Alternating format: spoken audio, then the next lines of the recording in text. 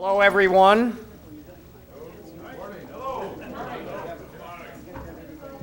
Great to see you all. Thanks for being here. I can't tell you how gratified I am to see so many friends and neighbors, long-term supporters that are here today. And it's especially great to see so many of my former colleagues who made it through the 2006 election. And I'm here to tell you that working together, we're going to make it through the 2008 election with your help. Yes. That's right. Yeah. Right. We all know that the political landscape in New Hampshire changed in 2006, not only right here in the State House, but in our 2 congressional seats. And as I talk to all of you, and I'm sure as you talk to all of your constituents, you're sensing the same thing that I'm hearing every day across New Hampshire, a sense of buyer's remorse that the change people thought that they were getting is not the change that they wanted. And it's not the change that they asked for. And with your help, we're going to give them the change that they want.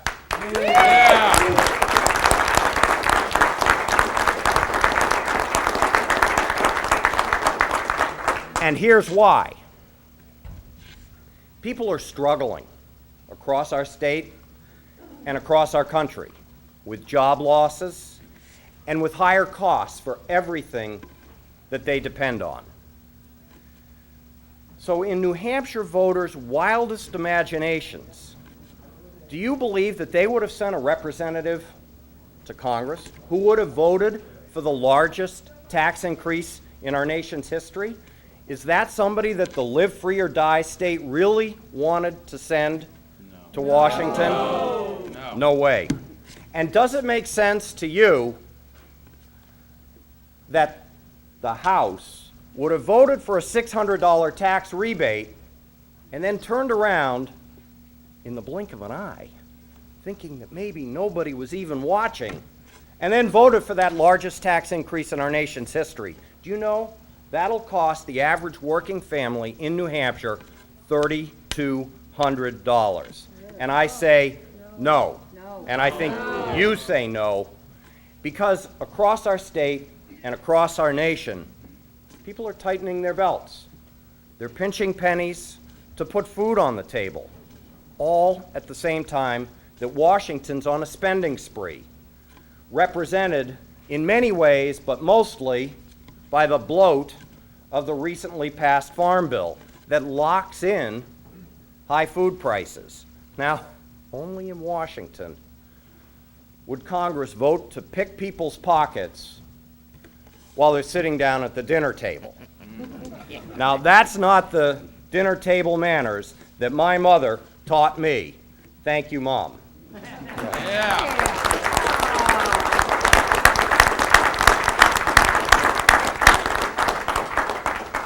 We all seen gas prices soaring, and the House keeps voting for energy legislation that's an empty tank of gas. And with all of the increased costs that we're all facing, high gas costs, mortgage costs, everything else, food, tuition, health care, why in the world would the House be making it easier for people who are in this country illegally get taxpayer-funded benefits that we all have to pay for? I don't think that makes any sense. And all of that bothers me. But I will tell you from my heart, what bothers me more than anything else is the way the members of the House are disrespecting the men and women who wear the uniform of the United States of America. It's not right. It's not right.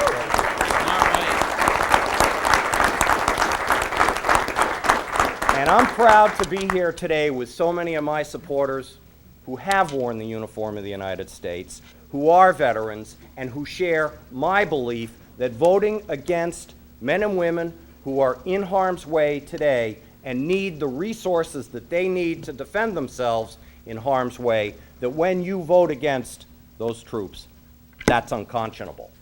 And I'm here to tell you today that I will go back to Washington and support the men and women who are in harm's way, and to make sure that when they come home with the honor and the dignity that they've earned as veterans, that we will be there for them as a Congress and as a country. Yeah!